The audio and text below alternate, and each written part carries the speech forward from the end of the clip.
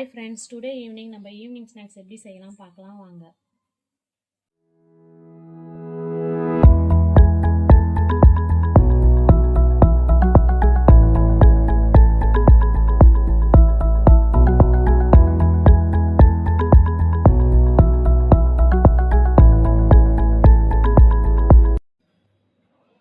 இப்போ வாங்க வீடியோ உள்ள போகலாம்.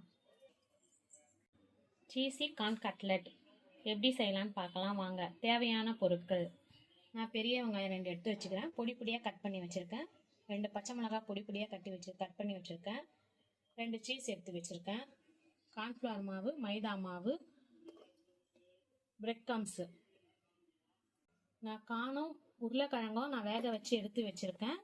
எடுத்து வச்சுட்டு காணை நான் மிக்சியில் கிரைண்ட் பண்ணி எடுத்து வச்சுருக்கேன்.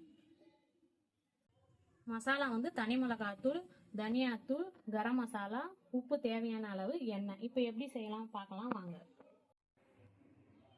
இப்போ நான் ஒரு அகலமான பாத்திரம் எடுத்து வச்சுக்கிறேன். அதில் அந்த காணை போட்டுக்கலாம்.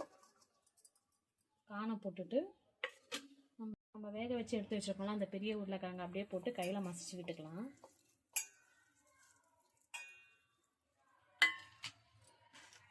ஆனியன் போட்டுக்கலாம். 2 பச்சை மிளகாய் அப்படியே அதில் போட்டுக்கலாம்.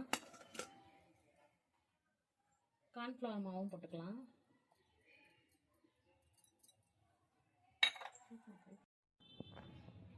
நான் இப்போ 1 ஸ்பூன் தனி மிளகாத்தூள் போட்டுக்கிறேன்.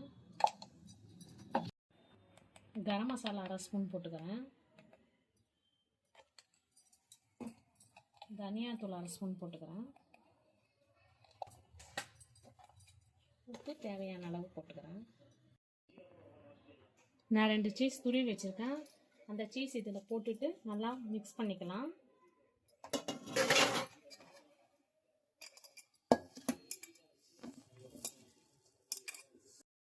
இப்போ நம்ம கட்லெட் செய்கிறதுக்கு மாவு பிசைஞ்சு வச்சிட்டோம், ரெடி ஆயிடுச்சு. இப்போ நான் மைதா கொஞ்சம் தண்ணி ஊற்றி கரைச்சி வச்சுக்கிறேன்.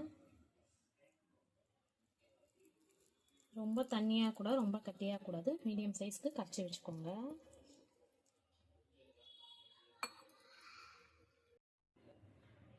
இப்போ நம்ம இந்த மாதிரி கரைச்சி ரெடியாக எடுத்து வச்சுக்கணும்.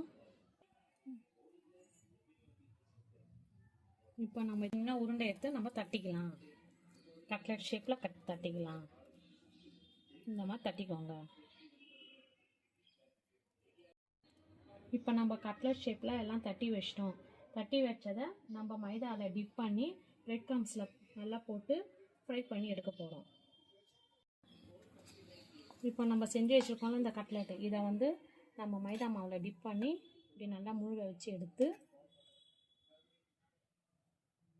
பிரெட் க்ரம்ஸ் அப்படி போட்டுக்கலாம். போட்டு நல்லா மேலே அப்படி கோட் பண்ணி விடுங்க. கோட் பண்ணி விட்டு இந்த சைடை திருப்பி கோட் பண்ணி விட்டுட்டு நல்லா அமுக்கி விட்டுட்டு நல்லா இது மாதிரி பண்ணுங்கள். நல்லா ஃபுல்லாக பிரெட் க்ரம்ஸ் நல்லா இதுவும் ஒட்டிக்கும் அப்படியே. இப்போ நீங்கள் எடுத்து வச்சுக்கலாம். இதே மாதிரி நம்ம எல்லாம் பண்ணி எடுத்து வச்சுட்டு பார்க்கலாம்.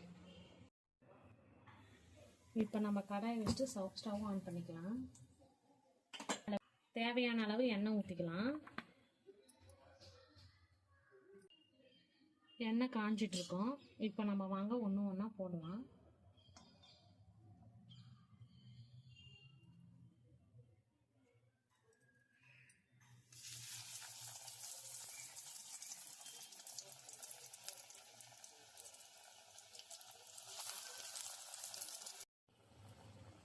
வாங்க நம்ம இப்போ திருப்பி போட்டுக்கலாம் கட்லெட்டு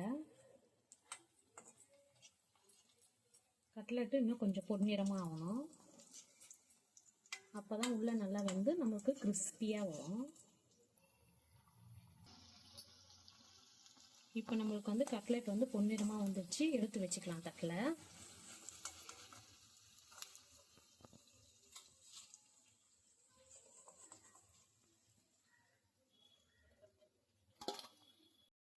இப்போ நம்மளுக்கு சீஸ் கார்ன் கட்லெட் ரெடி ஆயிடுச்சு. கிட்ஸுக்கு செய்து கொடுத்தா நல்லா விரும்பி சாப்பிடுவாங்க. இந்த வீடியோ பிடிச்சிருந்தா லைக் பண்ணுங்கள், ஷேர் பண்ணுங்கள், சப்ஸ்கிரைப் பண்ணுங்கள். தேங்க்ஸ் ஃபார் வாட்சிங்.